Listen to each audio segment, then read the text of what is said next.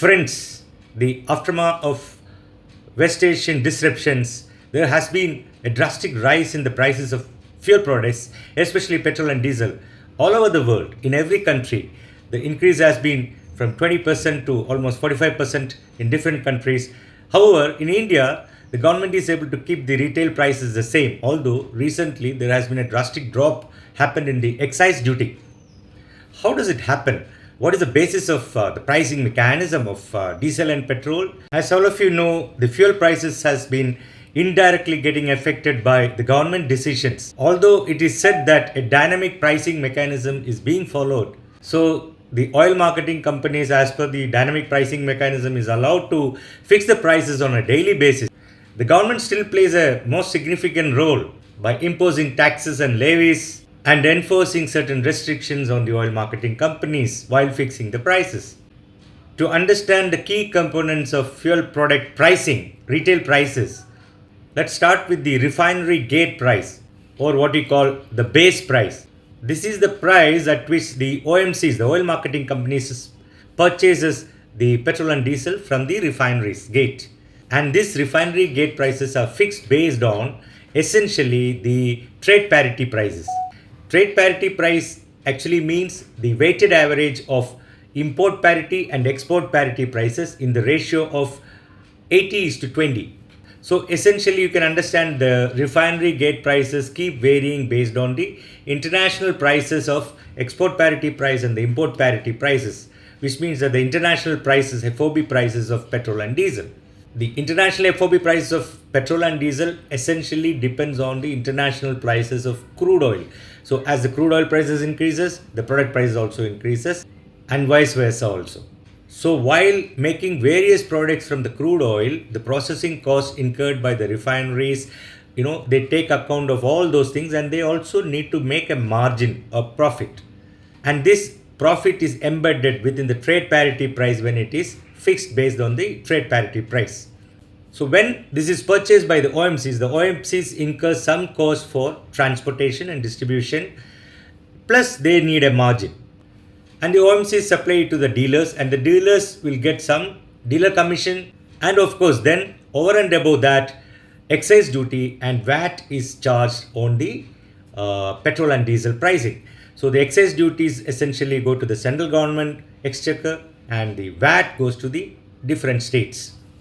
If you look at the crude oil prices, the average January prices of Brent crude increased from $66 per barrel in January to $71 in February. And in March, it further increased to $116. Today, the price of the Brent crude is touching almost $115 per barrel. Correspondingly, if you look at the prices of petrol and diesel, petrol prices have increased from the level of $71 per barrel in January to $75 per barrel in February. And now it is touching almost $130 per barrel. Quite high. The diesel case is still worse. International prices of diesel is much higher. Today the diesel prices is almost touching $180 per barrel. So let us look at this particular case today. The petrol FOB price at $130 per barrel internationally available. And present dollar conversion rate is, if you take 94 rupees per dollar, it works out to almost rupees 77 rupees per liter FOB price, the international import price. If you have to calculate the import parity price on this 77, you have to add elements like ocean freight, customs duty, things like that. Finally, the landed price or import parity price of petrol will work out to rupees 83 per liter. As against that, Delhi retail prices for petrol is 94.77 rupees per liter.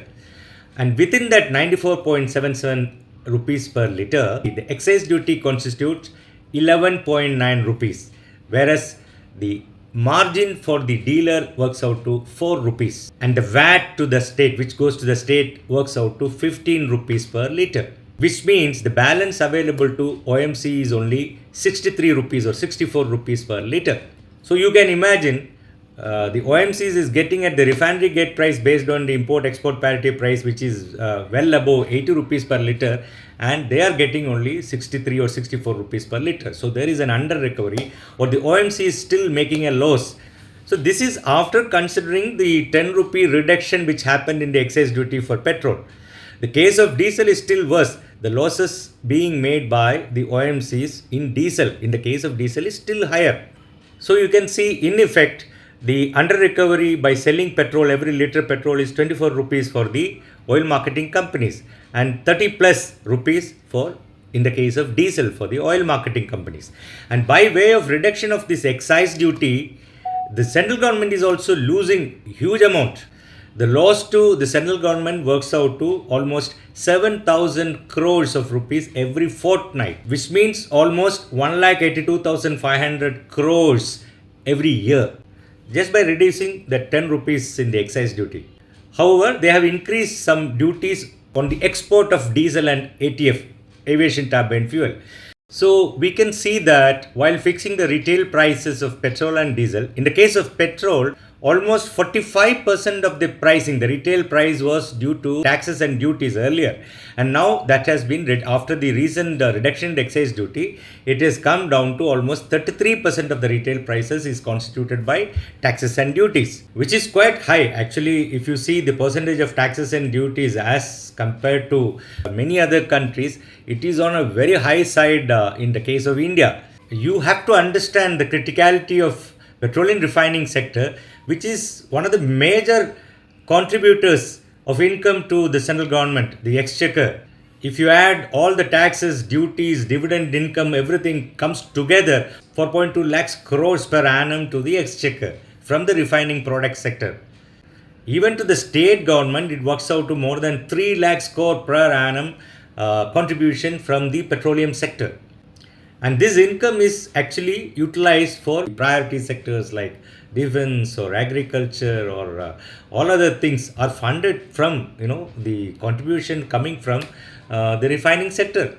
But in many countries, you can see the comparative prices of petrol and diesel are much higher. For example, in most of the European countries, in Indian rupee equivalent, if you compare, it's almost 1.5 times higher than. Of course, in United States, it is slightly less than what is available in India. And Brazil, it is very low, almost half of what is charged in India. And Egypt is still lower. And UAE and other Saudi Arabia, because they have excess of oil being produced, the price of oil itself is low, the retail prices are lower. The major factors which affects the pricing mechanism is, of course, the dollar conversion rate, the taxes, the subsidies, the domestic production and the import dependence. So in India, you can see that why our prices are higher than many countries. The main reasons are, of course, the taxation, which contributes to a sizable chunk of the retail pricing. And definitely the currency fluctuations, the conversion factor of Indian rupee to dollar plays a very important role, because a major quantity of the crude oil is being imported. Almost 88% of our requirement of crude oil is being imported because our indigenous production is very, very low. During the beginning or middle of 2025, the oil prices were as low as close to rupees $60 per barrel. At that point of time, if you work out this pricing mechanism, you can see that the refineries and the OMCs were making huge profit. So to some extent, the profit is offset once this crude oil prices started shooting up. If you can see that almost a break even of maybe 70, 75, 80 dollar per barrel crude oil pricing. If it goes beyond that, the OMCs and the refineries will start making losses. And these under recoveries, if it is partly getting absorbed by the government can do it. They can absorb it by reducing the duties, by playing on the duties and the taxes. But the central government has reduced the excise duty. If the state governments are also ready to reduce the VAT to some extent, all the stakeholders can equally absorb the shock so that the retail prices are kept same. This is a deliberate policy to control inflation and to protect the consumers.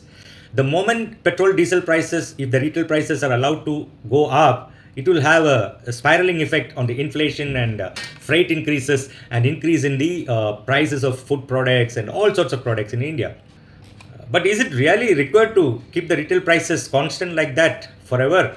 or suppose this war lasts for a longer period and the crude oil prices still climbs up, going closer to $200 per barrel and all, of course, the lower prices, the retail prices will definitely help the consumers by reducing their transportation costs, by increasing their disposable income, which can stimulate the overall economy in India. Actually, if you increase the retail price a bit, that should promote people to save oil or reduce the consumption of oil, and also look at alternate sources of energy, renewable sources. That will be an inspiration for people to look at alternate sources of energy. So, in conclusion, let us say that it is always desirable to keep the fuel prices, the retail prices, without a big increase. It should be reasonable to the consumers, should be affordable to the consumers.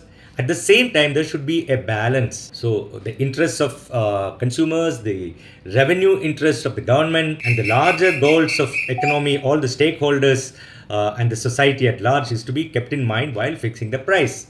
Okay, thank you.